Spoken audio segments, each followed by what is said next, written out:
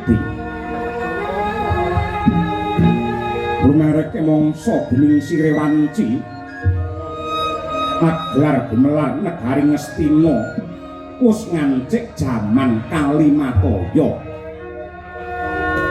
Kali tegese jaman Mataya mengku swaraos obah.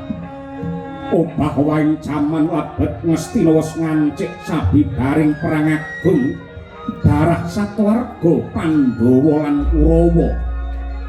Ing madyane Tegal Kurusetra ingkang sinebat Bratayuda Jaya Binangun.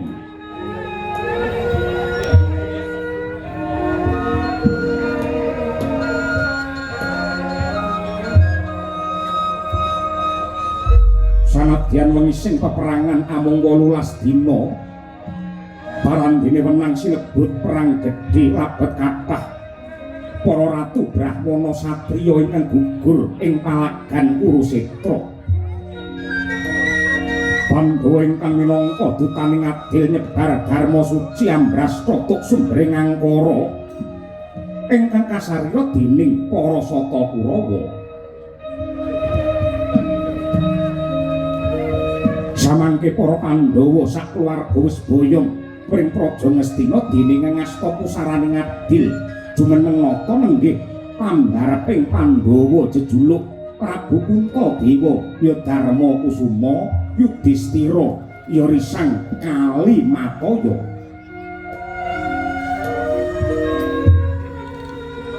Ing mangke sang nata kepareng miyos ing siniwaka lenggahing dampar genta parandene hamung hanjeget datan mubah datan musik wadana tumungkul netra kumembeng awit rumaos gendong dosa ingkang matumpa-tumpa.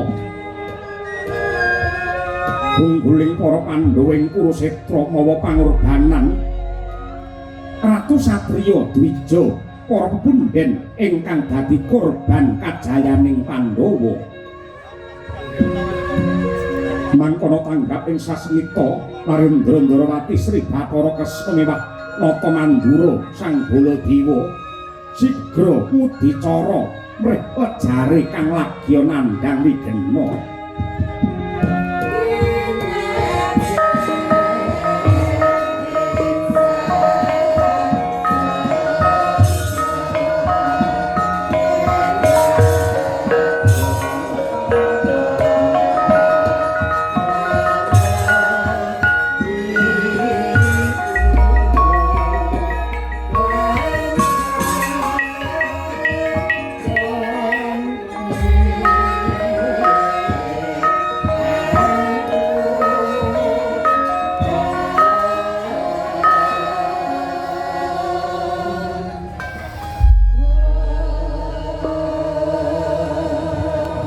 Kumalayang lotoking katyuping angin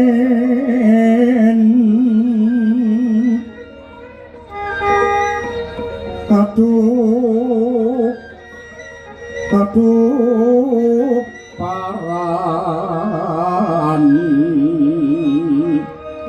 ning kang pura kipo